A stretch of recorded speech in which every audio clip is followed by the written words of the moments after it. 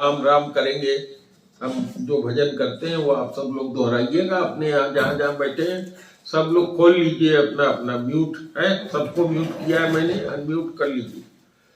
जो लाइन मैं गाऊंगा वो आप लोग वहां से गाइएगा, यहाँ रिकॉर्ड भी हो रहा है। श्री राम जय जय राम, जय सिया राम जय जय सिया राम। श्री राम जय राम जय जय राम, जय सिया राम जय जय सिया राम। जय रघुनंदन जय सिया राम, सीताराम जय सीताराम। जय रघुनंदन जय सिया राम, सीताराम जय सीताराम। जप ले राम का नाम, अंत समय में आएगा काम। जप ले राम का नाम, अंत समय में आएगा काम। जग की दौलत है बेकाम, अंत समय में न आएगी काम। जग की दौलत अंत समय न आएगी काम। तो जप ले मनवा आठों याम, राम का नाम राम का नाम। जप ले मनवा आठों याम, राम का नाम राम का नाम। प्रेम से बोलिए गुरुदेव भगवान की जय।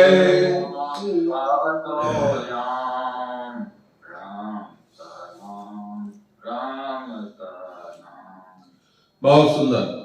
तो आज चौपाई आई है जिस पे चर्चा होना है। सकल पदार्थ यही जग माही, कर्महीन नर पावत नाही। एक शिष्य ने पूछा है कि गुरुदेव इस पे चर्चा करिए कि समस्त पदार्थ इस संसार में है और कर्महीन आदमी नहीं पाता। तो कुछ लोग कहते हैं कि ईश्वर ने हमारे कर्म में ही नहीं लिखा। कोई कहता है कि हमारा पिछले जन्म का कर्म खराब था, सब लोग सब चीज पा जाते हैं, हम नहीं पाए। तो इसका मतलब क्या है, ये जानना चाहा है।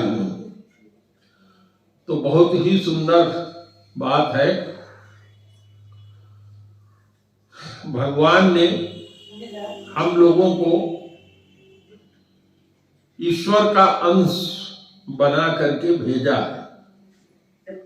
मैं आप सब लोगों को म्यूट कर दे रहा हूं क्योंकि कहीं न कहीं से आप लोगों की बात आ जा रही है। भगवान ने कहा ईश्वर अंश जीव अविनाशी, चेतन अमल सहज सुख राशि। हम सब लोग ईश्वर के अंश हैं। जैसे ईश्वर अविनाशी है वैसे हम लोग भी अविनाशी हैं, क्योंकि हमारे शरीर के अंदर जो निवास करती है वो आत्मा है और ये आत्मा भगवान का अंश है। तो हम लोग इस संसार में जब आए हैं, ईश्वर के अंश हैं, तो हम लोगों को संसार की सारी चीजें मिल क्यों नहीं पाती? ईश्वर जैसा हमारे अंदर गुण क्यों नहीं है? और ये संसार सकल पदार्थ से भरा हुआ है, तो हमको क्यों नहीं मिल पाता? तो आप ये जान लीजिए, भगवान का दो स्वरूप होता है, एक सावरण और एक निरावरण। तो जो भगवान कृष्ण है, राम है, महादेव जी हैं, जिनको शंकर जी कहते हैं, या जो भी भगवान है जिनको आप जानते हैं, जब वो इस धरती पर प्रकट होकर के आते हैं तो उनको कहते हैं निरावरण ब्रह्म, निरावरण भगवान। और यह संसार भी भगवान ही है, ब्रह्म ही है, इसको कहते हैं शावरण ब्रह्म। शावरण का मतलब जो ढका हुआ है, जैसे हम सब लोग अपने शरीर को ढक के बैठे हैं। और निरावरण का मतलब जो ढका हुआ नहीं है, अर्थात भगवान कृष्ण जब पैदा हुए तो निरावरण ब्रह्म थे, मनुष्य शरीर धारण करके आए। राम जब यहाँ आए तो निरावरण ब्रह्म थे। और यह संसार जिसमें हम आप सब हैं, इसमें जड़ चेतन जग जीव में विश्व कीन करता, ये जितनी चीज है इस संसार में, जड़ है और चेतन, सबको करतार माने ब्रह्मा जी ने रचा है। तो अब जब हम लोग इस संसार में आए, यह जीव जब संसार में आया तो भगवान की माया से भूल गया। तीन तत्व हैं इस संसार में, जिसको हमने भगवान कहा। इस भगवान में तीन चीज है, तीन चीज से मिलकर ये बनता है। एक तो जीव, जो हम आप सब लोग हैं आत्मा के रूप में, और दूसरा जड़ माया जो भगवान की शक्ति है, और तीसरा भगवान स्वयं। ये तीन चीजें मिलकर के भगवान बनता है। तो भगवान की जो ये माया है, उसी में ये जीव लिप्त हो गया। कहते क्या है? ईश्वर अंश जीवय विनाशी, चेतन अमल सहज सुख राशि, सो माया बस भयउ गोसाई, बधौ कीर मर कट की नाई। आज से माया में हो गया ये नहीं, जब ईश्वर से हम अलग हुए उसी समय से हम मायाबद्ध हैं। आज हो गए ऐसा नहीं, उसी समय से माया में बद्ध है। इसीलिए ये शरीर माया का कहलाता है, ये संसार माया का कहलाता है। तो जब से ये जीव भगवान से अलग हुआ, वो माया के बस में हो गया। सो माया बस भयउ गोसाई। आगे कहते हैं बध्यो कीर मरकट की नाई। कीर कहते हैं तोते को, और मरकट कहते हैं बंदर को। तो जब तोते को पकड़ना होता है तो बहेलिया क्या करता है? एक बेना पहले गांव में होता था, चलाने वाला हाथ से चलाते थे, तो अंदर लकड़ी का डंडा रहता था, उसके ऊपर एक पुपली लगी रहती थी। वो पकड़ते हैं हम लोग आज भी, जब बिजली नहीं रहती है, ऐसे ऐसे घुमाते हैं गोलाकार, और बेना डोलता है, हवा लगती है। तो इसी तरह की पुपली वो लगा देता है, एक रस्सी नीचे और उसमें ऊपर कई ठो पुपली लगा देगा, और उसके नीचे खाने वाली चीज, चना फल काट के रख देगा।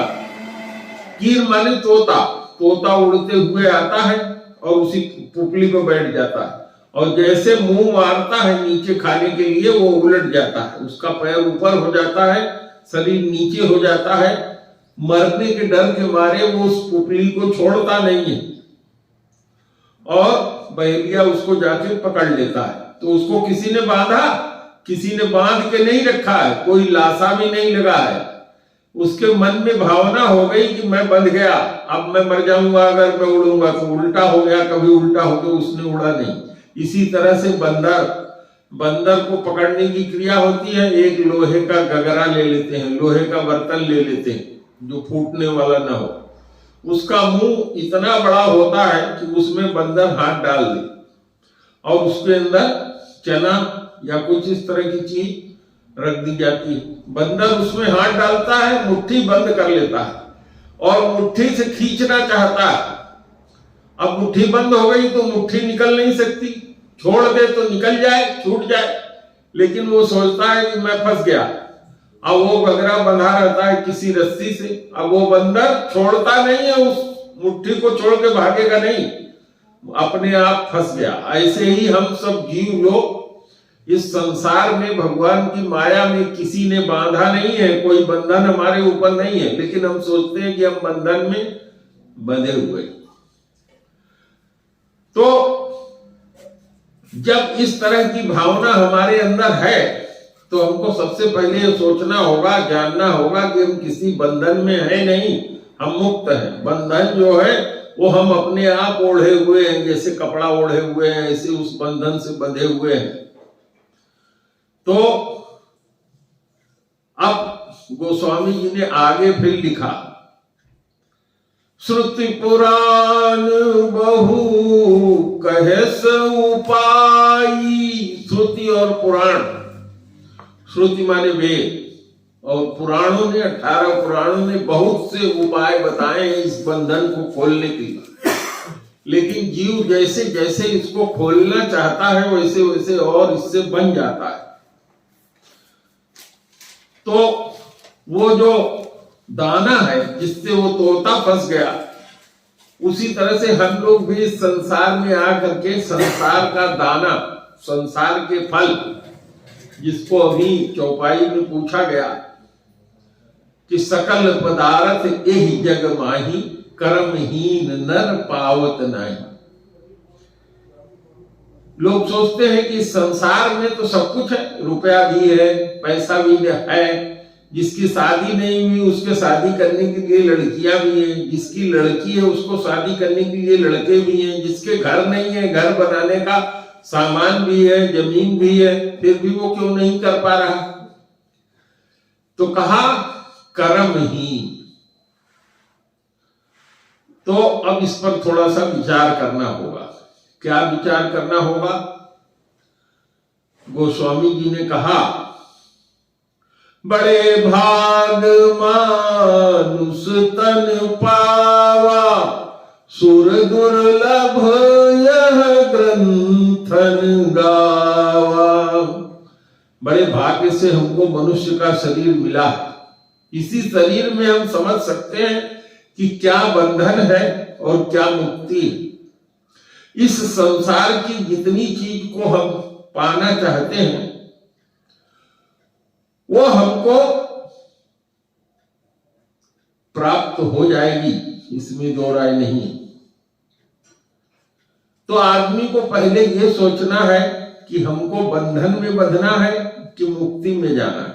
अगर जिसको मुक्ति में जाना है तो इस संसार की चीज से वैराग्य कर लेता है, भगवान की तरफ संतों से मिलता है और सबको छोड़ करके भगवत भक्ति करता है। और जिसको संसार चाहिए तो उसको फिर क्या होना पड़ेगा? संसारी होना पड़ेगा।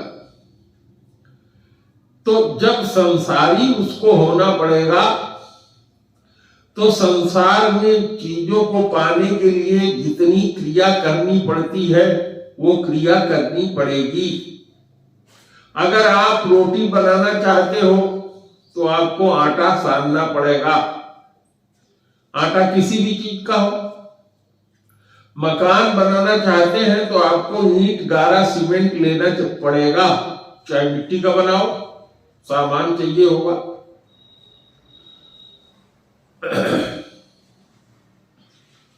तो मनुष्य क्या करता है? मनुष्य कहता है काल ही कर्म ही ईश्वर ही, मिथ्या दोष लगाए। आदमी कर्म नहीं करना चाहता, प्रयास नहीं करता। कर्म दोनों में करना पड़ेगा। अगर मुक्ति चाहते हो तो मुक्ति वाला कर्म करना पड़ेगा, अगर भुक्ति चाहते हो तो भोग वाला कर्म करना पड़ेगा। भुक्ति और मुक्ति दो ही चीज है इस संसार में। भ को हिंदी में लिखते हैं, उसका माथा भरा रहता है, ऊपर गुंडी बनी रहती है, और माथा को अगर पूरा भर दीजिए, पूरी लाइन कर दीजिए, तो भ क्या हो जाएगा, म हो जाएगा। तो भ और म में कितने का अंतर है, केवल एक का माथा खुला हुआ है, एक सुहागिन है और एक कुंवारी है। म कुंवारी है, उसका माथा खुला हुआ है, और भ उसका माथा भरा हुआ है, सुहागवती है, पहने हुए सिंदूर।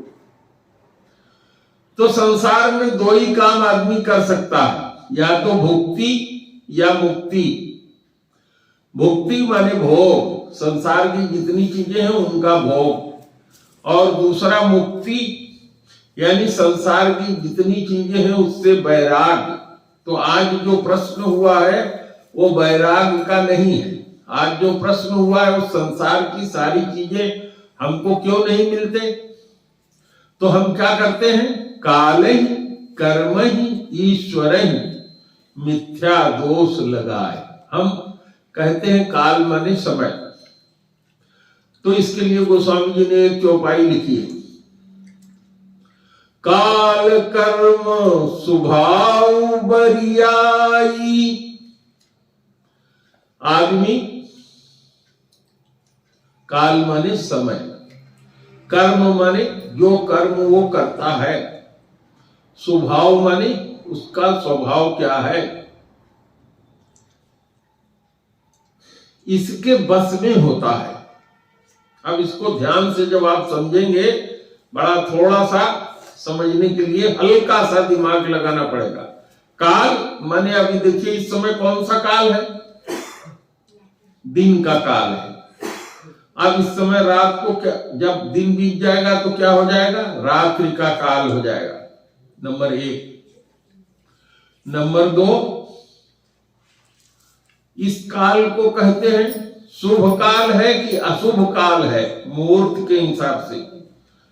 तो उसमें भी बताते हैं कि 12 बजे से 2 बजे तक चौघटिया मुहूर्त है, उसमें कार्य करोगे तो सिद्ध होगा। तो एक काल वो होता है। और एक काल क्या होता है, हम पैदा हुए और 70 साल की उम्र तक जी करके मर गए तो कहते हैं काल खा गया, ये भी काल होता है। और दूसरा कर्म। कर्म क्या होता है, हम क्या करते हैं, यह चीज बहुत महत्व रखती है। अगर आपको संसार की चीज चाहिए तो मैंने चर्चा किया कि संसारी काम करना पड़ेगा। धन अगर चाहते हैं तो धन कमाने का उपाय करना पड़ेगा। शादी करना चाहते हैं तो उसके लिए किसी लड़की वाली के यहाँ जाना पड़ेगा, उपाय करना पड़ेगा। लड़की वाला शादी करना चाहता है तो किसी लड़के वाले के यहाँ जाकर के उसके लिए उपाय करना पड़ेगा। तो कर्म का भी इसी तरह से 2 मतलब होता है। एक कर्म होता है जो हम हर समय करते रहते हैं, ये कर्म होता है। और हमारे सनातन धर्म में एक कर्म की व्यवस्था मानते हैं कि कर्म 3 प्रकार का होता है, प्रारब्ध कर्म, क्रियमाण कर्म। तो प्रारब्ध कर्म मानते हैं कि जो हमारे भाग्य में लिखा है, और क्रियमाण कर्म जो हम इस समय कर रहे हैं, और एक भविष्य का कर्म जो आगे आएगा। तो ये 3 तरह से कार्य करने की व्यवस्था है। लोग कहते हैं कि जो हमने पहले किया है तो उसका फल हमें मिल रहा है, ये भी अपनी जगह ठीक है। अगर आपने शिक्षा ग्रहण नहीं किया है स्कूल में जाकर के तो आप कैसे पढ़ पाएंगे किताब। संस्कृत आप नहीं पढ़े हैं तो संस्कृत की पुस्तक कैसे पढ़ पाएंगे। अंग्रेजी आपने नहीं पढ़ा है तो अंग्रेजी की पुस्तक कैसे पढ़ पाएंगे। उर्दू नहीं पढ़ा है, अरबी नहीं पढ़ा है तो कैसे पढ़ पाएंगे। तो ये भी कर्म है। बचपन में जो कर्म था करने का वो नहीं किया, अब चाहते हैं तो कर्म आपने किया नहीं, तो संचित कर्म आपका नहीं है।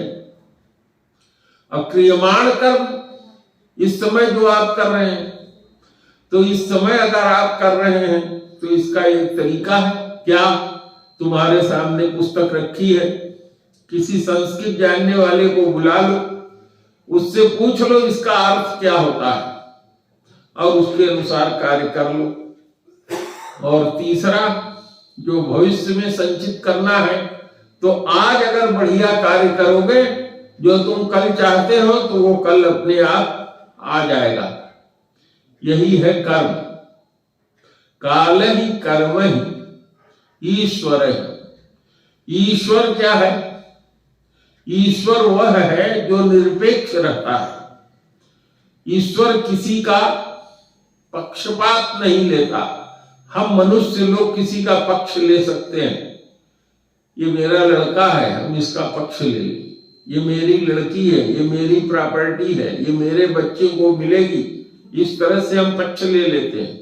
लेकिन जो निष्पक्ष होता है, जो किसी का भी पक्ष नहीं लेता, जो निर्गुण है, जिसमें कोई गुण नहीं है, निर्विकार है, जो अलग है, जो अनीश है, जिसका कोई स्वरूप नहीं है, जिसका कोई जिसको किसी तरह की कोई माया व्याप्त नहीं होती, माया से वो परे है। हम लोग माया के बस में हैं, इसलिए हम लोग तीन चीजों को सोचते हैं, लेकिन वो माया से परे है। माया उसकी शक्ति है, इसलिए उसको कोई चीज भ्रम में डाल नहीं सकती। भ्रम में कौन पड़ेगा? जीव पड़ेगा। तो भ्रम से मुक्त है। तो वो जिसके द्वारा जो कर्म किया गया है, उसको वो संचित रखता है। और समय आने पर, जैसे आप आटे को सान के रख देंगे मोयन डाल करके, उस समय आने पर पूड़ी डालेंगे, पट पट पट पट पहले करेगा, और जब पूड़ी पक जाएगी तो घी शांत हो जाता है। उसी तरह से आपने जो पहले कार्य किया है इस जीवन में, उसका फल आप पाएंगे। नहीं किए हैं तो जैसे वो पूड़ी डालते हैं, कच्ची पटपट करती है, वैसे पटपट आप करेंगे, पक नहीं पाएंगे, खत्म हो जाएंगे। तो अब तीसरी चीज पे आ जाइए, स्वभाव। स्वभाव क्या होता है? आज सवेरे जो आप उठे हैं, कोई 3 बजे उठा होगा, मैं तो 1:30 बजे से उठा हूं, 1:14 पे मैं आज उठ गया हूं। तो मेरा स्वभाव क्या है? मैं सवेरे 1:14 पर उठा, पानी पिया, फ्रेश होने गए, फ्रेश होकर के आए, अफ्रेश बनाया, अफ्रेश पिया, अपना आसन बिछाए, उस पे बैठ गए। आप लोग चाहें तो इसका प्रमाण है, देख सकते हैं आप लोगों पर सब पे मैसेज मैंने 1:00 पर भेजा है। तो मैंने जिनको जिनको मैसेज करना था वो सब मैसेज कर दिया। उसके बाद मैं ध्यान में बैठ गया। 4 बजे ठीक मैं टहलने चला गया। 7 किलोमीटर टहल करके 5:35 पे मैं आ गया। फिर हमने प्रवचन सुना कृपालु महाराज का। प्रवचन सुनने के बाद हमने अपना बीटा हार्ट, हाइड्रेट 24 और एलो कंसंट्रेट मिला करके, प्रोबायोटिक मिलाया, उसमें 3 गिलास मैंने उसको पिया। इसके बाद पूजा पाठ करने वाले हमारे लोग आ गए, उनके साथ मैं सम्मिलित हुआ। फिर आप लोगों के साथ सम्मिलित हैं। इसके बाद मेरे आश्रम का जो कार्य है वो करूंगा। दोपहर में 1 घंटे विश्राम करूंगा। फिर उठने के बाद मैं अध्ययन करूंगा। शाम को कुछ खाना पीना खा करके जल्दी विश्राम में चला जाऊंगा 7 बजे से। तो ये मेरा स्वभाव है। स्वभाव का मतलब 24 घंटे में जो हम करते हैं, कल फिर इसी तरह से रिपीट होगा। तो आप लोगों का भी स्वभाव है, इसी तरह से हर आदमी करता होगा। तो ये आदमी का स्वभाव कहलाता है। आदमी का स्वभाव या स्त्री हो उसका स्वभाव, ये बहुत मुश्किल से छूटता है। स्वभाव को छोड़ने में अगर आदमी प्रयास करेगा तो 92 दिन लगते हैं, 92 डेज। और यदि आपको आदत बनानी है तो 21 दिन आपको लगेगा। तो इस संसार में सारे पदार्थ हैं, इसमें दो राय नहीं। सकल पदार्थ यही जग माही। इस संसार में भगवान ने कोई पदार्थ छोड़ा नहीं है।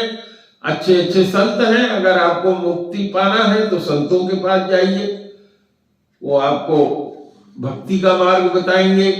योग चाहते हैं तो योग का मार्ग बताएंगे, ज्ञान चाहते हैं तो ज्ञान का मार्ग बताएंगे। इस संसार में किसी तरह का किसी चीज का अभाव नहीं है। आप धन चाहते हैं तो किसी धन वाले व्यक्ति के पास जाइए, देखिए कैसे उसने धन कमाया, उस तरीकों को आप अख्तियार करिए, परिश्रम करिए, धन मिलेगा। धर्म चाहते हैं, मैंने चर्चा आपसे कर लिया। तो जो आप चाहते हैं पहले आपको ये तय करना पड़ेगा, अब कर्म करेंगे तो आपको फल मिलेगा। गीता में कहा है, देसी भाषा में एक गाना गाया है,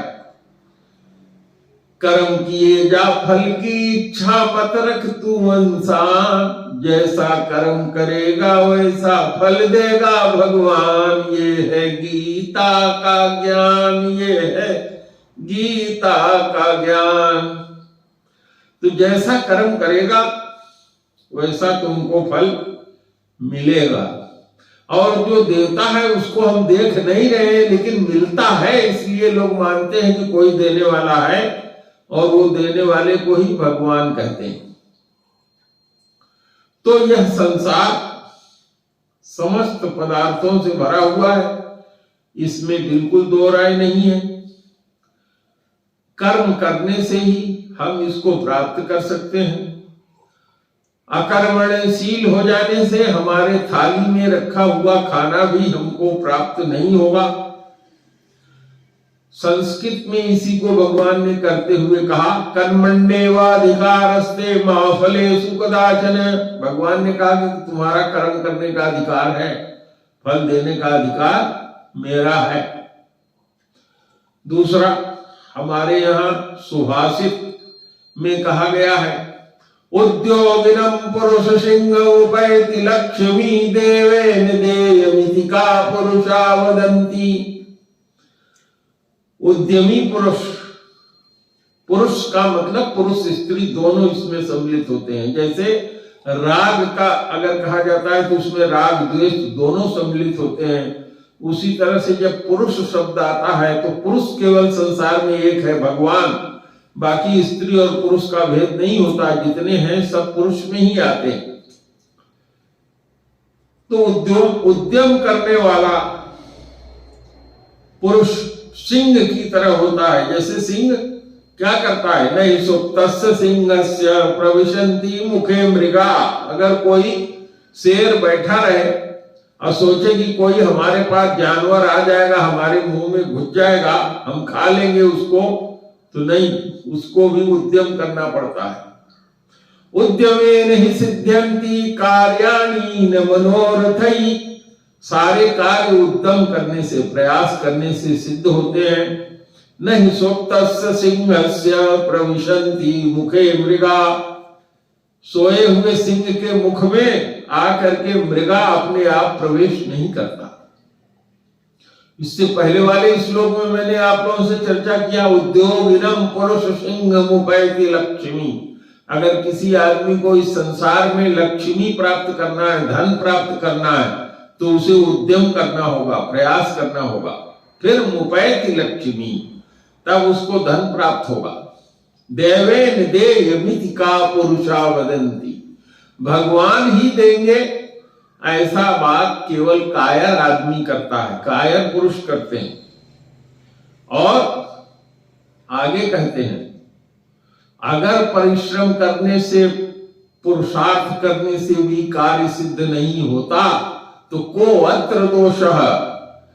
पुरुषार्थ करने से कोई भी कार्य सिद्ध न हो ऐसा नहीं हो सकता, अवश्य सिद्ध होगा।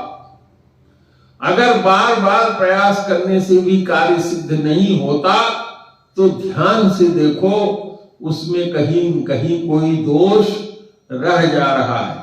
उस छिद्र को, उस दोष को दूर करो। जैसे ही वो दोष दूर हो जाएगा, आपको जो प्रयास कर रहे हैं उसका फल मिल जाएगा। इस संसार में 3 तरह के लोग होते हैं। एक वो लोग होते हैं जो जानते हैं कि ये काम हम करें तो हम सफल हो जाएंगे। दूसरे तरह के वो लोग होते हैं जो जानते ही नहीं। और तीसरे तरह के वो लोग होते हैं कि सब कुछ जानते हैं लेकिन करना ही नहीं चाहते। तो हमारे यहाँ क्या कहा गया? प्रारब्ध तेन खलु विघ्न भयेन नीचै, प्रारब्ध विघ्न विहिता विरमन्ति मद्या। कुछ लोग ऐसे दुष्ट होते हैं कि जानते सब हैं, कोई कार्य करना ही नहीं चाहते, केवल दूसरे को पर उपदेश कुशल बोलते रहे, दूसरे को उपदेश देंगे, करना अपने कुछ नहीं चाहते, सब जानते हैं। तो ऐसे पुरुष क्या कहलाते हैं? दुष्ट कहलाते हैं। ये कार्य को शुरू ही नहीं करते, तो जब शुरू ही नहीं करोगे तो रिजल्ट कहां से आएगा? प्रारब्ध तेन खलु अविघ्न भयेन नीचै। निम्न प्रवृत्ति के जो पुरुष होते हैं वो सोचते हैं अरे इस काम में तो बड़ी बाधा है, ये काम शुरू करेंगे, यहां जाना पड़ेगा, वहां जाना पड़ेगा, ग्राहक खोजना पड़ेगा, कैसे काम होगा, नाना प्रकार के विघ्न हैं। तो इस तरह के लोग निम्न श्रेणी के कहलाते हैं। दुष्ट तरह के वो लोग हुए जो कार्य को शुरू ही नहीं करते। नीच तरह के वो लोग हुए जो विघ्न के भय से कार्य को शुरू नहीं करते। लेकिन तीसरे तरह का जो पुरुष होता है, जिसको उत्तम पुरुष कहते हैं, वो क्या करता है? विघ्नई पुनई पुनई प्रतिहन्यमाना। बार बार विघ्न उसको व्यापत होते हैं, फिर भी वो जिस काम को शुरू कर लिया गुड़ चींटे की तरह से उसको छोड़ेगा नहीं, पूरा करके ही छोड़ेगा। ऐसे लोग इस जीवन में सफल होते हैं। तो अगर कोई व्यक्ति ये कहता है कि सकल पदार्थ यही जग माही, कर्महीन नर पावत नाही, तो बात सही है। जो आदमी कर्महीन होगा, इस संसार में सारे पदार्थ भरे हैं, फिर भी वो पाएगा नहीं। तो ये गोस्वामी जी ने बिल्कुल ठीक लिखा है। अगर हम चाहते हैं तो हमें कर्म करना ही पड़ेगा, और अगर हम कर्म नहीं करेंगे तो हमें कुछ भी प्राप्त नहीं होगा। तो अब हम लोग भगवान के नाम से शुरू किए थे, नाम से ही खत्म करेंगे। श्री राम जय राम जय जय राम, श्री राम जय राम जय जय राम, श्री राम जय राम जय जय राम, श्री राम जय राम जय जय राम। प्रेम से बोलिए गुरुदेव भगवान की जय।